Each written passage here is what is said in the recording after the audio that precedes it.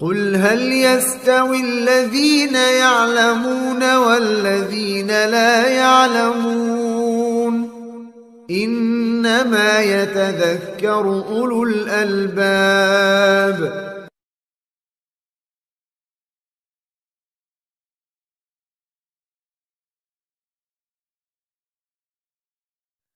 Saya bekerja di satu perusahaan di bagian pengiriman. Pihak perusahaan memerintahkan setiap kirim barang harus kasih uang, kopi, kepada penerima barang setelah barang diterima. Apakah ini termasuk suap menyuap sedangkan perusahaan mengetahuinya? Saya bagian pengiriman barang. Ya. Setiap ngirim barang ke konsumen, istilahnya apa? Kita supplier, yang nerima barang customer, kasih uang kopi. Apakah ini disebut suap menyuap? Pertanyaan kami, ini dalam rangka apa? Supaya customernya senang karena kita supplier yang baik hati. Setiap ngasih barang ada tips, ada uang kopi, ada uang lain. Kalau tujuannya untuk customer itu senang berhubungan dengan pekerjaan, jatuhnya suap menyuap. Jatuhnya suap menyuap. Namun kalau pemberian itu tidak ada sangkut paut dengan pekerjaan, contoh, antum jamaah sini main ke rumah saya, minimal air putih keluar. Saya nggak ada hubungan kerjaan dengan antum, main ke rumah saya kasih air putih, itu namanya hadiah. Ya, jadi beda tipis antara suap dengan hadiah. Suap itu ada kaitan dengan pekerjaan. Supplier supaya tetap dipegang sama customernya gitu kan. Udah kita kasih aja biar dia seneng ya. Nah ini berarti suap, jangan diterima dan jangan memberi walaupun itu perusahaan mengetahui, karena tidak ada ketaatan kepada manusia dalam kemaksiatan. Rasulullah Nabi kita yang mulia beliau bersabda, la ta'ata li makhlukin fi maksiatil khaliq. Tidak ada ketaatan kepada manusia dalam memaksiati Allah. Kita taat sama perusahaan, tapi perintahnya maksiat, boleh nggak? Nggak boleh. Walaupun itu atasan, walaupun itu perusahaan kita. Ya, ini harus dipegang oleh teman-teman yang di bagian pengiriman, bagian gudang dan lain-lain. Lahan basah, gitu ya. Bagaimana adab makan di hadapan orang yang sedang puasa? Karena terkadang ada orang yang mencela seorang yang ketika makan di hadapan orang yang sedang puasa karena dianggap tidak menghargai. Apakah sebaiknya sembunyi-sembunyi? Baik, yang pertama dalam hal puasa apa? Puasa wajib, Ramadan, atau puasa sunnah?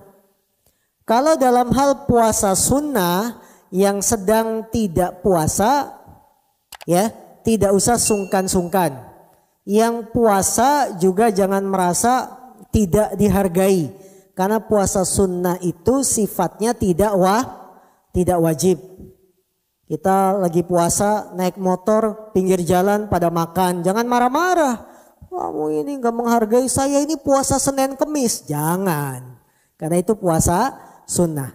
Nah untuk bulan Ramadan maka wajib seluruh kaum muslimin puasa. Yang jualan jangan buka pagi-pagi karena wajib menjaga, menghormati orang yang puasa Ramadan. Puasa Ramadan itu hukumnya wajib. Ya, jangan buka warung Padang, buka ketoprak, apalagi warung makan setengah badan ditutupi, jangan, karena ini tidak menghargai orang yang puasa Ramadan.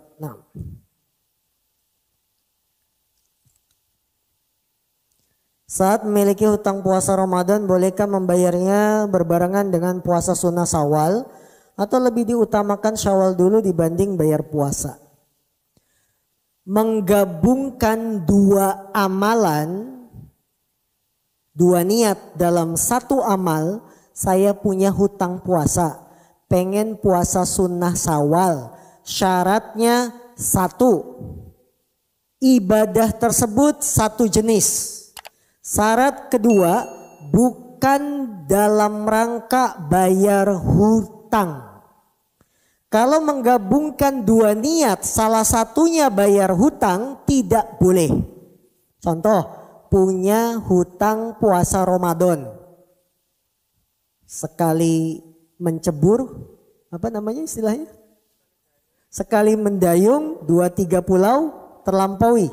Saya pengen puasa 1 hari, hutang puasa Ramadan kebayar, dapat puasa Syawal. Gak boleh, karena salah satunya dalam rangka bayar hutang. Gak boleh, tidak sah.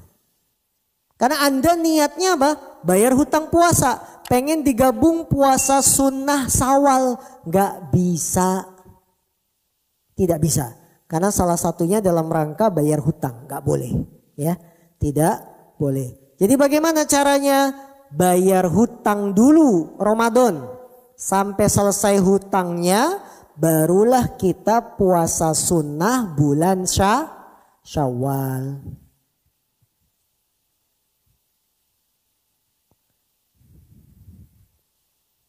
La ilaha illallah wahdahu la syarikalah lahul mulku wa lahul hamdu wa yuhyi wa yumiit wa huwa ala kulli syai'in qadir. Barang siapa yang baca sebelum berpaling dan merubah kedua kakinya pada salat maghrib dan subuh.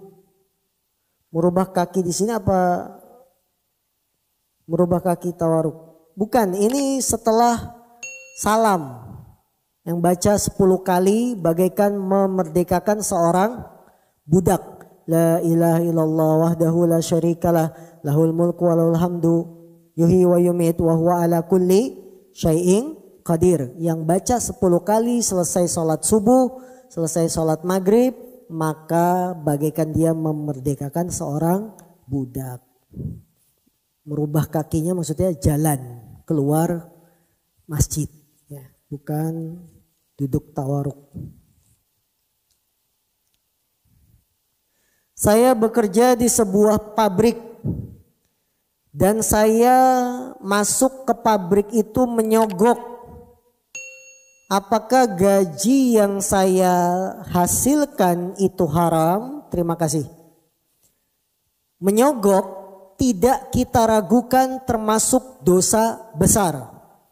Karena Nabi SAW bersabda, la'anallahu rashi wal murtashi. Allah melaknat orang yang menyogok dan yang menerima sogokan. Maka termasuk dalam dosa besar adalah sogok menyogok. Dalam dunia pekerjaan ketika melamar kadang-kadang kita suka dapat tawaran. Kalau ingin diterima bayar sekian, nanti kamu pasti lulus. Itu namanya menyogok. Ketika kita ambil sogokan ini, kita menyogok, akhirnya diterima di perusahaan, mulai bekerja, ikut ngaji. Bekerja sudah 1 tahun, 2 tahun, ikut pengajian, barulah dapat ilmu. Oh iya, sogok menyogok haram, dosa besar. Sekarang bagaimana status gaji saya? Apakah halal ataukah haram? Orang yang kondisinya seperti ini, dia baru tahu nyogok itu haram, ya. Setelah masuk perusahaan, gaji saya halal atau tidak? Kalau dia menyadari bahwa saya bukan ahlinya di pekerjaan ini dan dia diterima karena sogokan, maka hendaklah dia mengundurkan diri. Mengundurkan diri, tobat kepada Allah. Bilang ke perusahaan, saya mengundurkan diri karena ini bukan keahlian saya dan saya diterima di sini karena sogok. Tapi kalau dia merasa saya mampu di pekerjaan yang sekarang saya pegang, walaupun masuknya lewat sogok, maka cukup dia taubat kepada Allah, minta ampun. Ya Allah, ampuni dosa saya. Saya kerja di sini melalui jalan sogok menyogok dan saya tidak akan mengulangi lagi. Pekerjaan yang saya pegang memang ini kemampuan saya. Boleh dilanjutkan kerjanya, taubat, setelah itu gajinya halal. Kalau sudah taubat, ya. Jadi dilihat dia mampu tidak pegang pekerjaan itu.